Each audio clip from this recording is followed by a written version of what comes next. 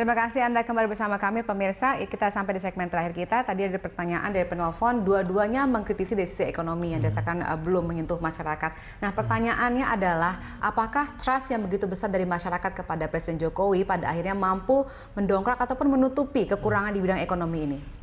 Saya kira harus ada upaya nyata untuk memperbaiki keadaan ekonomi. Dan jangan lupa sebetulnya di survei itu yang menyatakan puas terhadap ekonomi itu di bawah 50%. Jadi memang tidak banyak. Tidak banyak orang menyatakan puas gitu. Jadi mungkin kesan yang didapat adalah orang Indonesia puas terhadap keadaan ekonomi. Enggak juga, dari survei itu kelihatan bahwa dia jauh lebih rendah dibandingkan dengan kepuasan masyarakat di bidang-bidang ekonomi yang lain. Dan saya kira itu memang PR paling besar, tapi situasi kita susah.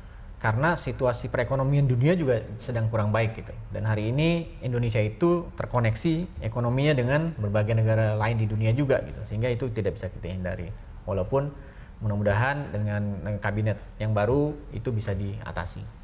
Baik, Pak Sapat, apakah Anda juga seoptimis itu dengan perkembangan ke depan? Ya, tentu saja kita optimis karena survei yang melaporkan bahwa kepuasan publik terhadap pemerintahan Pak Jokowi JK ini bukan hanya CSIS yang melaporkan tingkat kepuasan yang meningkat.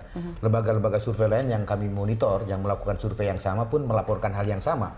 Tetapi jangan lupa, di tengah optimisme dan rasa kepuasan kita, orang bijak mengatakan bahwa racun yang paling efektif itu adalah puji-pujian.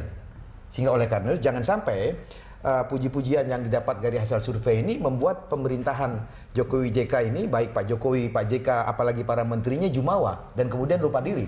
Justru tingkat kepuasan publik yang baik ini itu harus dipertahankan dengan cara memperbaiki kinerja, memperbaiki kekeliruan-kekeliruan ataupun kekurangan-kekurangannya, terutama aspek ekonomi.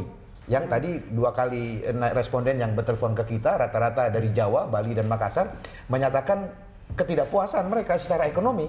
Ini juga bahan evaluasi juga bagi Pak Jokowi untuk mengevaluasi menteri-menteri ekonominya, terutama menteri-menteri yang bertanggung jawab langsung kepada pemberdayaan sektor-sektor ekonomi nasional yang bersentuhan langsung dengan kepentingan rakyat.